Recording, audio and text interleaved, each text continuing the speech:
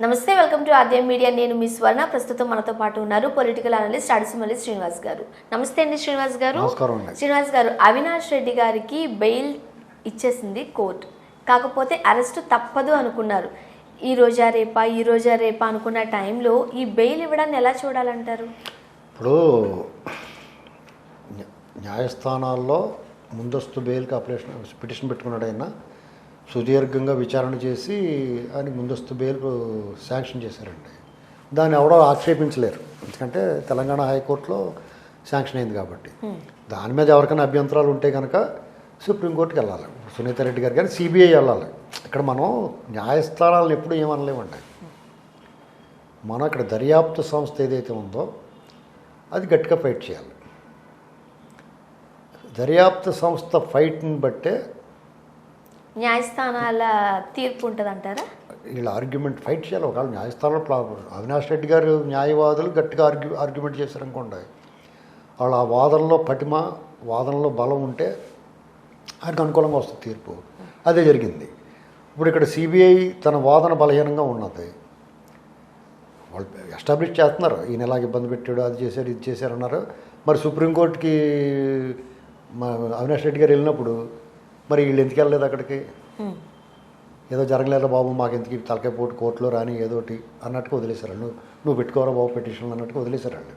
ఇక్కడ ఖచ్చితంగా దోషి సిబిఐయే, లేదా సిబిఐ నడిపిస్తున్న వాళ్ళదే ఆ దోషం, ఆ లోపం. యాక్చువల్గా వాదోపవాదాలు జరుగుతూ ఉన్నప్పుడు బెంచ్ వాళ్ళకి కానీ జడ్జిలకు కానీ ఏదైనా డౌట్లు వచ్చాయనుకోండి, అప్పుడప్పుడు మొట్టికాయలు వేయడం మనం చూసాం చాలా సందర్భాలు. అప్పుడప్పుడు అత్మా చేశారు మొట్టికాయలు. సిబిఐని నిలదీశారు, వీళ్ళని కూడా అడిగారు.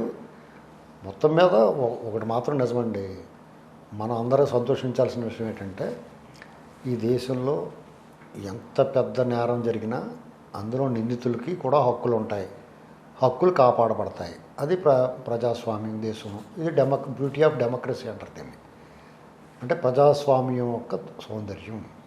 మనం అందరూ సంతోషించాలి. ఇప్పుడు అవినాష్ రెడ్డి గారో లేకపోతే ఇంకో రెడ్డి గారో కాదు, ఇక్కడ ఒక బ్రూటల్ మర్డర్ జరిగింది, సాక్ష్యాలు ధ్వంసం చేయబడ్డాయి, అందులో నిందితుడైన సాక్ష్యాలు ధ్వంసం చేసిన దాంట్లో నిందితుడైన అటువంటి వ్యక్తికి ఈ రకమైన వెసులుబాటు వచ్చినప్పుడు మనందరూ ధైర్యంగా ధీమాగా ఉండి పర్లేదురా బాబు, మనకి కూడా ఎప్పుడన్నా అవకాశం ఉంటే ఇలాంటివి చేసుకోవచ్చు, జాగ్రత్తగా గట్టిగా వాదన మంచి లాయర్ని పెట్టుకుంటే మనం గట్టిగా వాదిస్తారు. అవతల అట్ ది సేమ్ టైం అవతలను కూడా కొంచెం సిబిఐ లాంటి దర్యాప్తు సంస్థలు కూడా కొంచెం మేనేజ్ చేసుకుని పై వాళ్ళు కృప కరుణ కటాక్షం ఉంటే ఇలా బయటపడవచ్చు అనేటువంటిది ఇది ఒక కేస్ స్టడీ.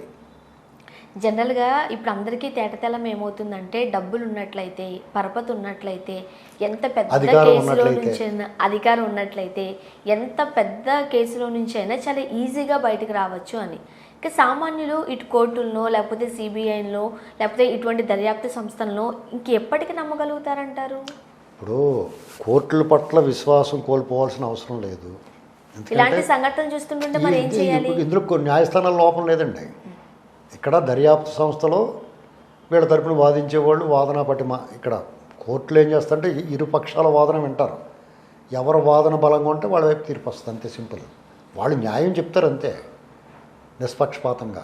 ఇప్పుడు చాలా నిష్పక్షపాతంగా చెప్పారు, చాలా నిష్పక్షపాతంగా చెప్పారు. ఎలా అంటారు మీరు? వాళ్ళ వాదన కరెక్ట్గా ఉంది. అవినాష్ రెడ్డి గారి వాదన, మేము సిబిఐ వాళ్ళు మమ్మల్ని అరెస్ట్ చేస్తానికి వస్తున్నాం, ఎగిరితేనేస్తాం, అవన్నీ పట్టించుకోవాల్సిన అవసరం లేదనుకున్నారు కోర్టు. ఇప్పుడు అరెస్ట్ చేయడానికి వెళ్ళారు, ఆ కోర్టు ఏముంది, తెలంగాణ హైకోర్టు ఒక నెలల క్రితం మేమేం కళ చేసుకోం, మీ పని మీరు చేసుకుంటారు బాబు, మిమ్మల్ని అరెస్ట్ చేయొద్దని ఎవడన్నాడు అని చెప్పారు. మరి అరెస్ట్ చేయాలి కదా, వాళ్ళు ఎందుకు చేయలేదు? వాళ్ళ తండ్రి గారిని అరెస్ట్ చేసినప్పుడు ఈయన అరెస్ట్ చేయడానికి వీళ్ళకి అభ్యంతరం? నువ్వు పరిగెట్టి నేను వెనకాల పరిగెడతాం మేము అన్నట్టుగా అతను వెనకాల వెంటాడారు. అక్కడికి వెళ్ళి ఆలు సమోసా, మైసూర్ బజ్జీ, కారపొడి వేసిన ఇడ్లీ, రాగి సంగటి, నాటుకూర తింటా కూర్చున్నారు వాళ్ళు. కడప గెస్ట్ హౌస్లో ఉన్నాయి. వాళ్ళు పీకింది ఏముంది? కాబట్టి అవినాష్ రెడ్డి గారు లాయర్లు ఇవన్నీ వెసులుబాటుగా తీసుకున్నారు. వాళ్ళ అమ్మగారికి ఒంట్లో పోలేదు పాపం, ఇతని మీద అనవసరంగా వేధిస్తున్నారు వీళ్ళు, ఇతను అసలు అడగకూడదు అని చెప్పారు. ఆ వాదంతో ఏకీభవించారు కోర్టు. మరి వీళ్ళు నోరు మూసుకొచ్చుంటే వాళ్ళు అలాగే మాట్లాడతారు. ఇక్కడ మనం న్యాయస్థానాలు కానీ న్యాయమూర్తులు కానీ ఏమనకూడదు. మన ప్రజాస్వామ్య దేశంలో మన హక్కులు ఏమి ఉండవు. మనం ఏదో అనుకుంటాం, మనం ఏమైనా మాట్లాడచ్చు, చాలా స్వేచ్ఛ ఉంది, మనం మాట్లాడచ్చు, వాక్ స్వాతంత్రం ఉంది. మాట్లాడుతుంటే జైల్లో వేస్తున్నారు కదండి. అదేనండి వాక్ స్వాతంత్రం ఉంది, మనం ఏమైనా మాట్లాడచ్చు అనుకుంటున్నారు మీరు. ఏం లేదు. ఇప్పుడు న్యాయస్థానంలో ఇప్పుడు తీర్పు వచ్చిందా మీకు నచ్చలేదు అనుకోండి, మీరు ఏం మాట్లాడకూడదు, నోరు మూసి కూర్చోవాలి. వాళ్ళు ఏమైనా మాట్లాడితే కేసులు ఇట్టేస్తారు. ముఖ్యంగా మీరేమో అవినాష్ రెడ్డి గారి లాగా మీ ఇంటికి అరెస్ట్కి వస్తుంటే ఆపుకోలేరు కదా. కాబట్టి ఇది సుప్రీంకోర్టుకి వెళ్ళాలి. సుప్రీంకోర్టుకి న్యాయమూర్తి ఏమన్నారు, అంత గతంలో వచ్చిన తీర్పుని చూసి ఏంటండి ఇదేం తీర్పు ఇలా ఇచ్చారు అని చెప్పి సిబిఐ వాళ్ళు ఏమన్నా వీళ్ళని తిట్టారు. అవన్నీ పరిగణనలో తీసుకుని ఏమన్నా ఆలోచిస్తారేమో అనుకున్నాం, కానీ వాళ్ళు ఏమో ఆలోచించినట్టు కనపడలేదు. ఎక్కడికక్కడ వెంకటలక్ష్మి అన్నట్టుగా. ముఖ్యంగా ప్రతిపక్షంలో ఉన్న టీడీపీ కనుక ఒకవేళ అధికార పక్షంలో ఉండుంటే ఈ కేసు ఇలాగే నాంచుడు వ్యవహారంతో వెళ్ళింది అనుకోండి, ఈ బండంతా కూడా తెలుగుదేశం పార్టీ మీద వేసి ఉండేవారు. మేము కనుక అధికారంలో ఉన్నట్లయితే మా బాబాయ్ చావుకి సంబంధించి మేము వెంటనే ఒక క్లారిటీ తెచ్చుకునే వాళ్ళము, నిందితులకి తగిన శిక్షలు పడేలా మేము చేసి ఉండేవారు అని చెప్పి ఉండేవారు అనేది ఒక వాదన.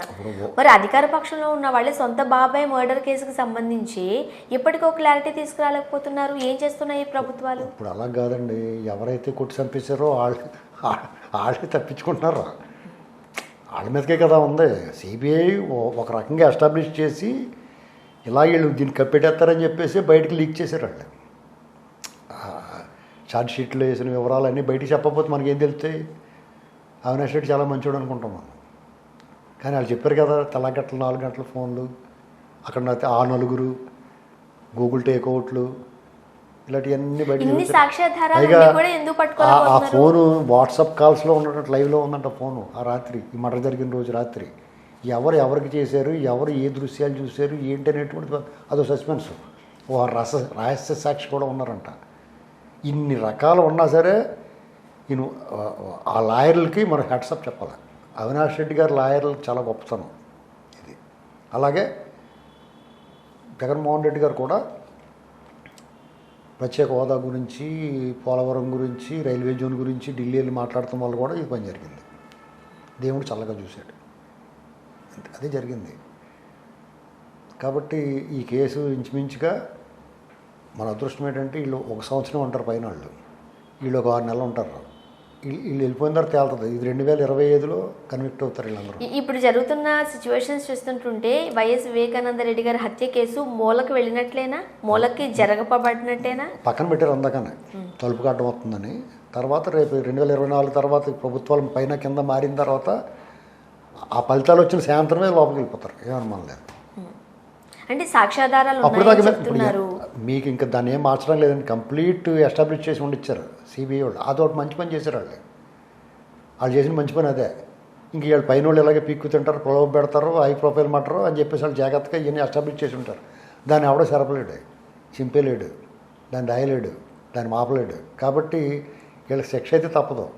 వీళ్ళు కోరుకునేది కూడా అదే, ఈ ఎలక్షన్ల ముందు బయటపడకుండా ఉంటే చాలరా బాబు, తర్వాత చూసుకోవచ్చు అనుకుంటున్నారు. ముఖ్యంగా వైఎస్ వివేకానంద రెడ్డి గారే నేరుగా వచ్చి నన్ను వీళ్ళే చంపేశారా బాబు అని చెప్పినా తప్పించుకునే ప్రయత్నం వీళ్ళు చేస్తూనే డెఫినెట్గా అదే కదా జరుగుతుంది ఇప్పుడు అంటున్నారు కొంతమంది. ఇప్పుడు అదే కదా జరుగుతుంది. ప్రజలైతే నమ్ముతున్నారు, ఎవరు చేశారో ఆ స్పష్టత వచ్చేసింది ప్రజలకి. మనకు కూడా అదే కావాలండి. ఈ కోర్టులో శిక్షలుగా కసబులు అటువంటి కూర్చోబెట్టి మేపారు. కసబును మేపారు కదా బొంబాయి కాల్పుల్లో, బొంబాయి దాడుల్లో ఎంతోమంది చంపేసిన కసబ్నే కూర్చోబెట్టి మేపారు కదా. కాబట్టి జైల్లోకి వెళ్ళిపోతే వీళ్ళకి ఏదో కష్టం వచ్చేద్ది అనుకోకుండా వీళ్ళు టీం మొత్తం తీసుకెళ్ళిపోతారు. వాళ్ళు చపాతీలు గట్ట అన్నీ వండి పెట్టేస్తారు వాళ్ళకి లోపల. వాళ్ళు ఆడుకుంటాం, అంతమంది గుంపుని తీసుకెళ్ళిపోతారు. షటిల్ గట్ట ఆడుకుంటారు, వాళ్ళు చెస్ ఆడుకుంటారు, క్యారమ్స్ బోర్డు ఆడుకుంటారు. నాకు ప్యారడైజ్లో బిర్యానీ కావాలంటే తెచ్చి పెడతారు. సన్నాసులు డబ్బులు తినేసి యాదవులు ఉంటారు అందులో లోపల, గడ్డి తింటారు డబ్బుల కోసం. వ్యవస్థలు అలా కుళ్ళిపోయి ఉన్నాయి. కాబట్టి మీరు యూ డోంట్ వర్రీ, ఏం జరిగిందో మనకి ఎందుకురా బాబు, మీ పని మీరు చేసుకుని పోండి. ఈ గొడవ ఉండదు, మీకు టెన్షన్ ఉండదు, ప్రశాంతంగా ఉంటుంది. ఇవాళ మోసగాడు సినిమా రిలీజ్ అవుతుంది. ఇవాళ ఫస్ట్ షోకి సెకండ్ షోకి వెళ్ళండి, హాయిగా ఉంటుంది మీకు. థ్యాంక్ యూ సో మచ్ అండి.